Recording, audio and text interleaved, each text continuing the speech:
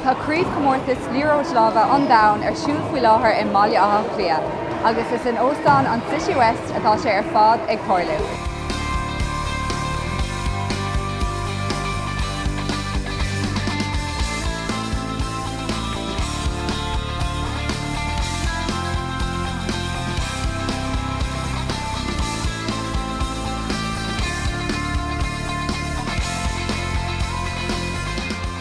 Rudnach bhfuil a ris go chuidteanta ná gur ceann go na cluichí náisiúnta é ceann go chuid cumanú le scéil ach is dóigh go bheith rá bhfuil sé imimeach go maith nó go raibh sé imimeach go maith go dtí le déanaí ach is na blianta beaga le blianta beaga nuas tá sé teachtar go háin tréan ar fad agus tá an blús agus foras take ar gluthe.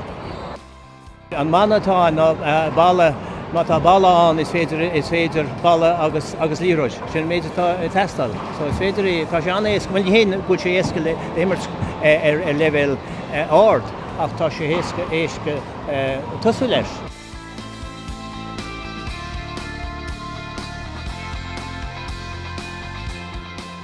Tá sé mis gimmert agus mé beidir ní ó deimlin na déis.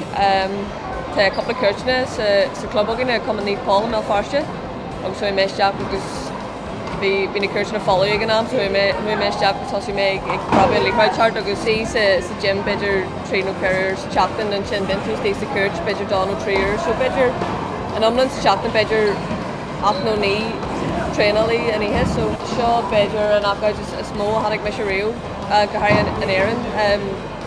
Tá céad a daoine tá ag plátithe le daoine pláistí boga agus daoine ní sinne.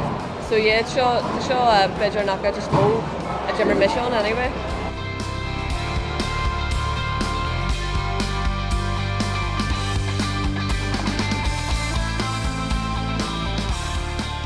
I'm from the United States. I'm here to compete in the handball tournament.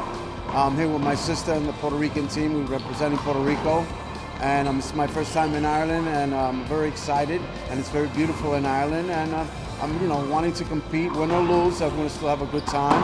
And I want to say hello to all the people out there, And I just want to try to do my best. I'm from Melbourne, Australia, and here for the 2012 World Handball Championships. It's been a wonderful job. I've done a great job to make this out of nothing in such a short space of time. Has been nothing short of outstanding. They deserve all the accolades they get. Well, céad rá daoine ar fud an domhan ag ghlacha póirte sa chomórta seo is beirt ban ón club céine ag Gundé Antrim a bhaid san isis ag ghlacha póirt sa críomh.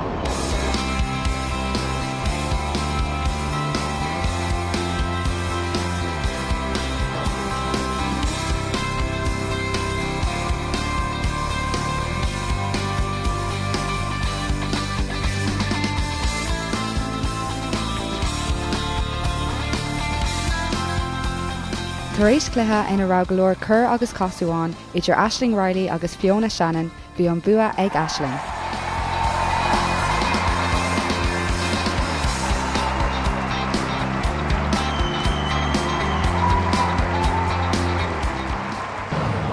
Ní dálam go focail ar bí a heagla marrá just ar bís, just ar rós. Ag tús na céad bhí méid nervous ag go isteach agus bhí mé just go isteach le punch amháin ag an am amháin agus céagról sin ag Jackar just bhí mé géirí just fan agus tí.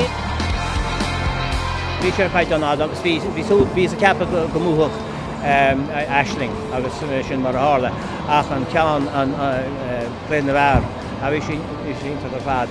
Bhí sé ceann gan na hócaidí sport ba bhó chuig i gceann ormsa.